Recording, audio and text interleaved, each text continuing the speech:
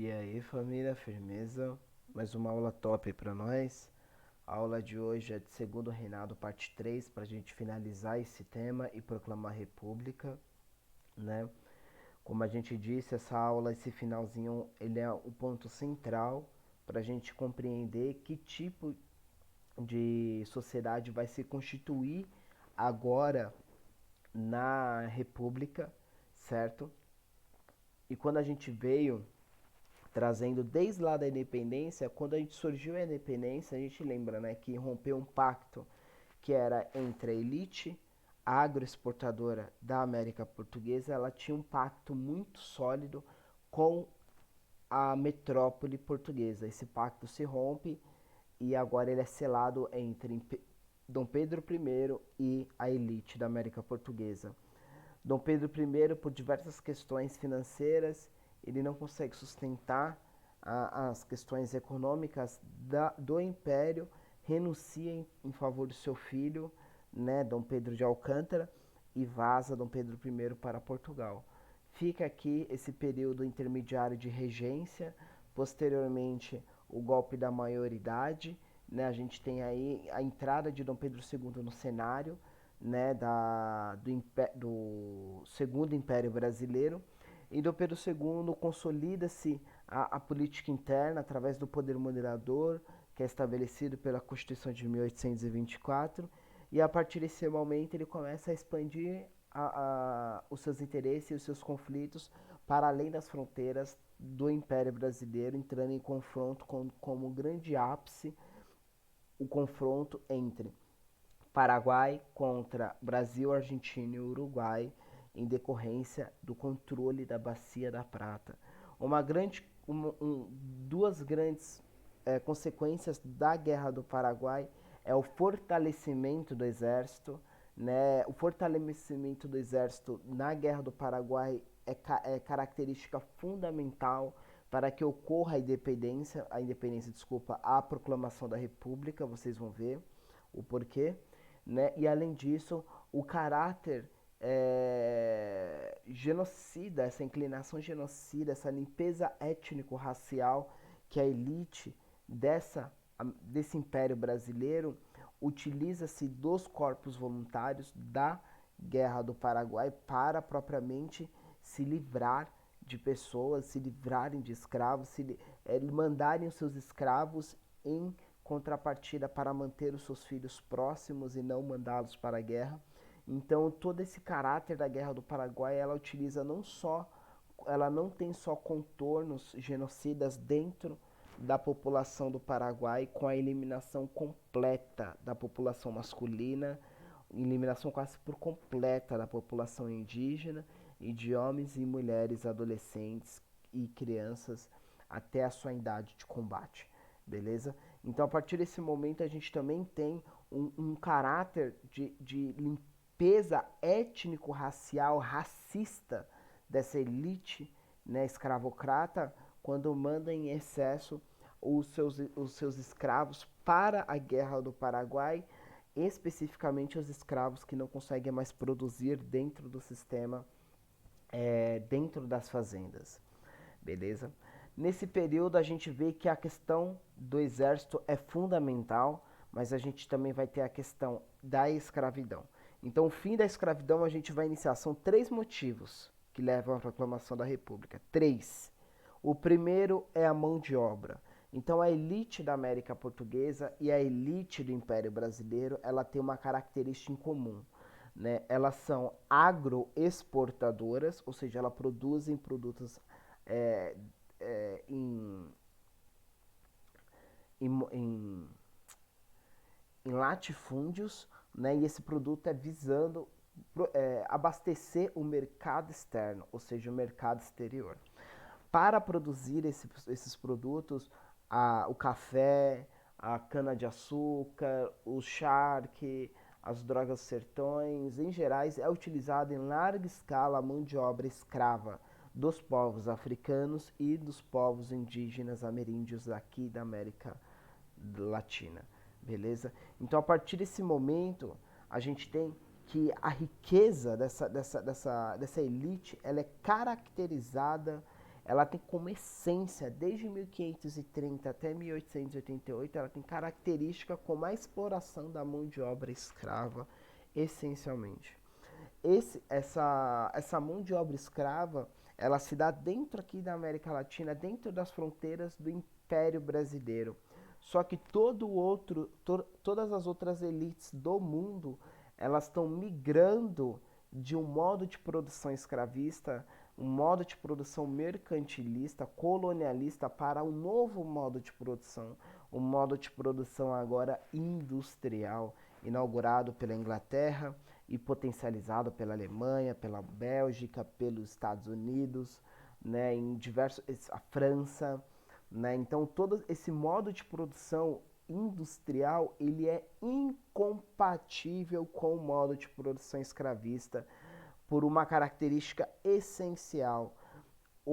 Os produtos eles deveriam ter o menor custo possível para ter a maior aceitividade, uma maior recepção dentro de um mercado consumidor. Ou seja, para a industrialização manter-se viva, ela necessita essencialmente de mercado consumidor. O modo de produção escravista ele parte de outro pressuposto, aonde o mercado consumidor ele é limitado. A industrialização ela parte de outro pressuposto, um pressuposto inverso, onde o mercado consumidor ele tem que ser amplo e não limitado. Então isso acaba confrontando o novo modo de produção, o novo modo de produção, né, que é de exploração industrial, entrando em confronto com o modo de produção escravista dessa elite da América Portuguesa. Então, diversas pressões dos congressos, tanto dos Estados Unidos como da Inglaterra em específico, né, ele força, já em 1808, a família real vem para cá e ela se compromete em abolir a escravidão sem uma data específica, mas se compromete em ver essa questão e discuti-la. Em 1822, 7 de setembro de 1822, Dom Pedro I e a elite José Bonifácio se compromete com a abolição da escravidão até 1830.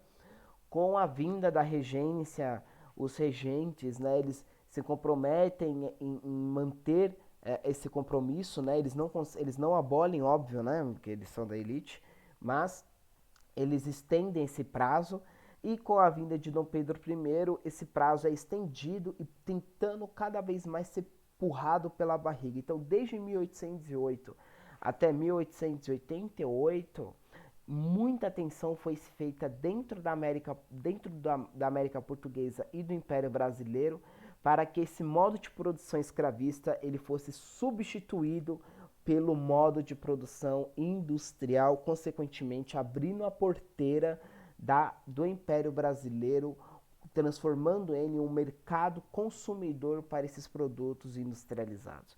Então a gente tem diversas leis, como a lei do ventre livre, a lei do sexagenário, né, ventre livre ou ventre do condenado, lembrando que só o bebê que nasce de um escravo, a partir dessa data, né, ele se torna livre, a sua mãe não, né, e a lei do sexagenário, onde só era libertados escravos a partir de 60 anos de idade. Lembrando que essa expectativa de vida ela só era alcançada dentro dos acampamentos militares conhecidos como quilombos, né, porque o modo de produção escravista e capitalista eles não vigoravam dentro desses acampamentos militares, beleza? E essa questão, conforme vai se estreitando, né, conforme a Inglaterra, a maior potência imperialista do planeta nesse momento, conforme ela vai estreitando as pressões dentro da elite, e a elite não consegue mais segurar essa exploração dessa mão de obra escrava, começa a substituir ela pela lei, começa a se substituir ela na realidade, né, pela mão de obra imigrante. Só que o que é importante? Em 1888 é assinada a Lei Áurea. Só que em 1888 90% dos escravos não eram mais escravos dentro do Império Brasileiro. Por causa basicamente do quê? Por causa de fugas, por causa de compras de alforria dentro de irmandades de advogados, por exemplo, os caifásers, né, que combatiam a escravidão com medidas práticas, infiltrando-se em alojamentos de escravos e planejando fugas em massa. Então, tanto a pressão externa da Inglaterra como a pressão interna que começou a acentuar cada vez mais as fugas, cada vez mais as compras de alforria, não pelos escravos que não tinham condições, né, de comprar, mas sim por irmandades de advogados, de comerciantes, ex-escravos ou filhos de escravos libertos ou escravos libertos que se uniam em grupos, juntavam seu dinheiro e compravam determinadas alforrias. Então, em 1888 é assinada uma lei no parlamento inglês, dentro da Ilha Britânica, certo? Aonde o governo inglês, né, ele decreta a proibição e o fim da escravidão como mão de obra dentro do modo de produção aqui da América do mundo, né? No caso, mais aqui dentro do Império Brasileiro. O que é importante destacar aqui? A primeira coisa é que já em 1888 a maioria dos escravos estavam libertos pelos seus próprios esforços, por questões internas, e não só isso, a outra questão importante é que a escravidão em 1888 ela foi proibida de forma que o Estado legitimasse, ou seja, o Estado ele não emitia mais o papel timbrado que antes era emitido para a exploração da mão de obra escrava. Só que para que essa escravidão ela seja combatida, é necessário e fundamental a fiscalização. Nesse ponto, a gente vai ver que quando abolir, em 1808, quando romper com a escravidão legitimada pelo Estado, o Estado imperial vai cair. E quem vai emergir dentro desse vácuo de poder será a elite da América Portuguesa, que agora vai constituir um novo Estado, um Estado que vai se manter negligente perante a fiscalização da exploração da mão de obra escrava, né, da mão de obra em regime escravista. Beleza? Então aqui a gente tem duas charges, né, a charge do Ângelo Agostini, né, sobre a lei do ventre livre, ou seja, a elite, né, lei do ventre livre tentando se manter em pé em cima da mão de obra escrava. Aqui a gente tem outro representante do exército, né, como se fosse o representante do exército inglês, vendo, né, aquela famosa lei para inglês ver. Beleza? Assinatura da Lei Áurea no campo aqui imperial. Beleza? Então aqui é interessante notar duas questões muito importantes. O movimento negro, ele não reconhece a assinatura da Lei Áurea como o fim da escravidão, basicamente por dois motivos em linhas gerais. Isso são dois para início de conversa, mas são dois aí já em linhas gerais que a gente consegue trabalhar, pensando no vestibular. O primeiro é que a lei ela não foi colocada como uma lei prática e, consequentemente, vigiada, fiscalizada e, conforme o trabalho escravo era visto, né, era destacado, era visto dentro, dentro desses grandes latifúndios, né, eles não eram punidos, ou seja, eles não, mesmo que a lei tivesse vigorando, o Estado não se mantinha alerta. Segunda coisa, o fim da escravidão, né, através da Lei Áurea, né, a assinatura da Lei Áurea, ela não rompe nem com a atividade, nem com a utilização da mão de obra escrava, como eu já disse, pela não fiscalização do Estado, mas também ela não rompe com a forma de exploração e poder político social dentro da América, dentro do Império. Ou seja, tanto os pretos, as mulheres pretas, os homens pretos e os descendentes indígenas não terão participação política. Entendeu? Então, o fim da escravidão, ela não se deu com a inserção, com a introdução desses povos que foram explorados desde 1500 até os dias atuais, ela não foi feita como uma inserção, ou seja, eles só conseguiram o direito ao voto em 1945. Então, de 1889, com a proclamação da República, até 1945, nenhum descendente preto poderia votar. Beleza? A questão da igreja, lembra a Constituição de 1824, ela determina a união entre Estado e igreja. Ou seja, Dom Pedro I, Dom Pedro I e II, ele não é só o líder do Estado, ele também é líder da igreja. Ele está acima do Papa, entende? O Estado e a igreja é uma única coisa. Quando a gente proclamar a república, isso vai se separar. Beleza?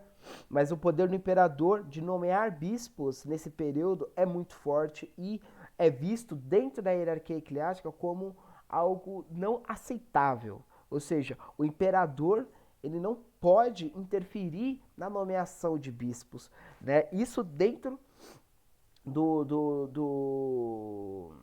da hierarquia eclesiástica, né? Mas o imperador, por ter unido o Estado e a igreja, ele sim é líder da igreja. Então ele se sente no direito, apoiado pela Constituição de 1824, de nomear esses bispos, beleza?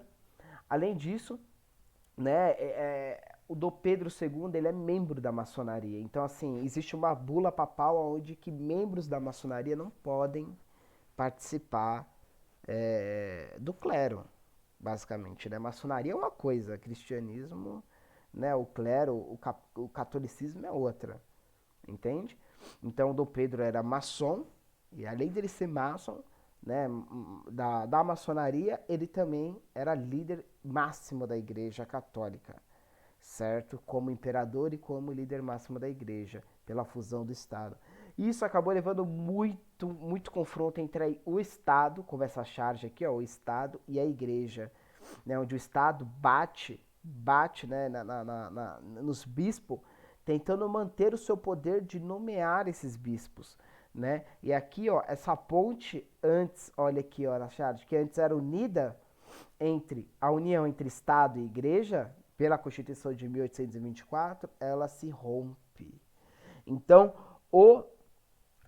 Dom Pedro II, ele não perde só o apoio da elite por causa da perda da mão de obra escrava, por ele não conseguir manter a exploração da mão de obra escrava e se submeter às exigências do Congresso inglês. Mas também ele perde apoio do clero, ele perde apoio da igreja, entendeu?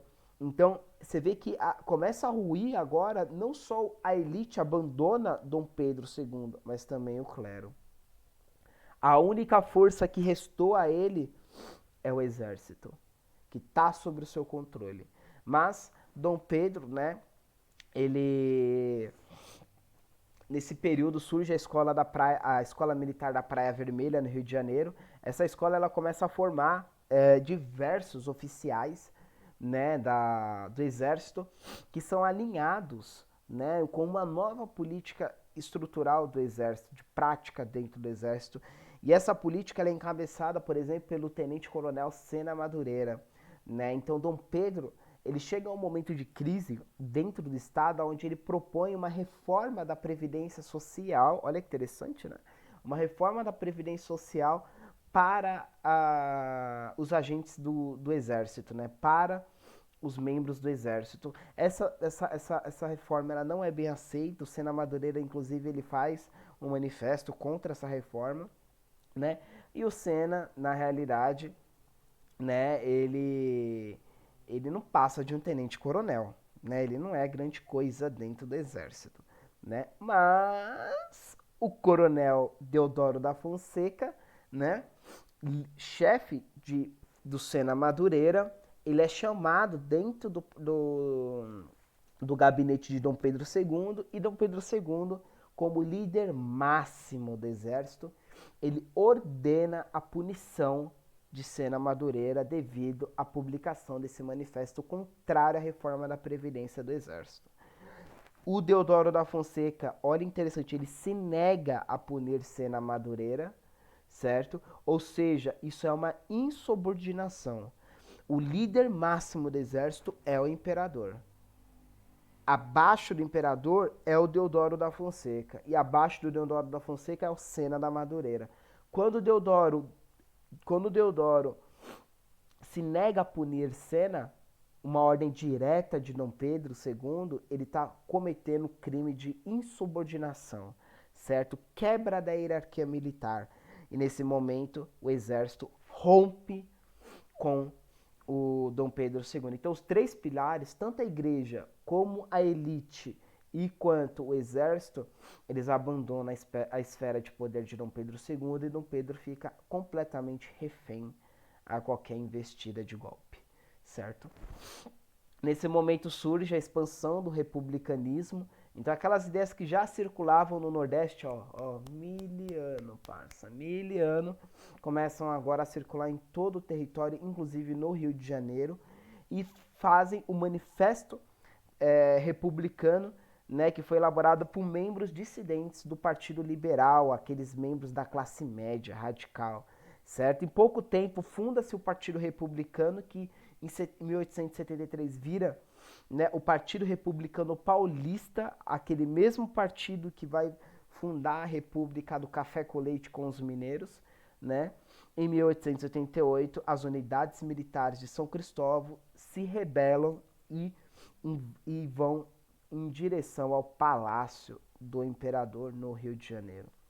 Deodoro da Fonseca comanda esses rebeldes, né, e depõe o imperador. Né? Na mesma tarde, né, no mesmo dia, a Câmara Municipal do Rio de Janeiro, patrocinado por José Patrocínio, declara a proclamação da República.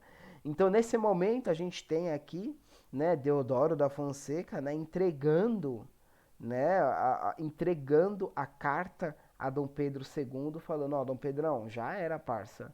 O exército não tá sobre, o exército não respeita mais o seu comando, a elite não te apoia devido a você não conseguir segurar a exploração da mão de obra escrava, e a igreja, né, ela também não te apoia devido às suas brigas com ela, devido à nomeação desses bispos, né? E surge agora uma república capitaneada por dois agentes fortes, dois pactos. Um pacto será feito entre dois agentes fortes. O último português que a gente tinha dessa família real vai embora da América Portuguesa, vai embora do Império Brasileiro e agora faz um pacto entre elite do Império Brasileiro, agora da República Brasileira, e o Exército. Surge agora o que a gente vai chamar de República da Espada. Então, olha como é importante o Exército. O Exército, ele chega a um ponto que ele segurou o confronto com a elite se afastou de Dom Pedro devido à questão escravista, mas o exército mantinha fiel a ele. E quanto a elite tentasse derrubar Dom Pedro com a Guarda Nacional, o exército defenderia Dom Pedro da Guarda Nacional, que é submissa à elite do Império Brasileiro. Mas, né, Dom Pedro também acaba utilizando-se do exército para manter a sua influência com os bispos. Mas essas atitudes autoritárias contra a igreja, contra o clero, acaba afastando o clero também da esfera de poder de Dom Pedro II. O fatality está, com certeza, no final, aonde o exército se quebra a hierarquia militar, mais especificamente Deodoro da Fonseca, o primeiro presidente da República, quebra a hierarquia militar ao se negar punir Sena Madureira devido a uma insurgência, devido a um desrespeito à hierarquia militar, quando ele critica uma ordem direta do imperador, certo? Então o exército dá o golpe final em Dom Pedro II e funda uma república agora aonde aquela política de higienização, de limpeza racista social, né, essa inclinação de um Estado com políticas de extermínio da população preta, ela vai ser cada vez mais consolidada dentro agora dessa república. Então aquilo que a gente viu na Guerra do Paraguai vai ganhar agora contornos de um Estado contra a própria população descendentes da escravidão, descendente dos povos africanos que foram escravizados. Beleza? Então na próxima aula a gente vai falar dessa primeira república, desse primeiro momento, é a República do Café com Leite. E o que é importante? Agora é vocês entenderem que essa república ela se consolida, né, entre uma aliança entre a elite, certo? Aquela mesma elite que explorou a mão de obra desde 1530, agora ela na república vai começar, se alinha com o exército, e o exército que vai ser o grande agente transformador desse primeiro momento na República da Espada, como grande frente. Mas depois a gente vai ver que a elite do café vai tomar também o seu protagonismo na República do Café com Leite. Beleza? Então é isso, quebrada, tamo junto e é nóis.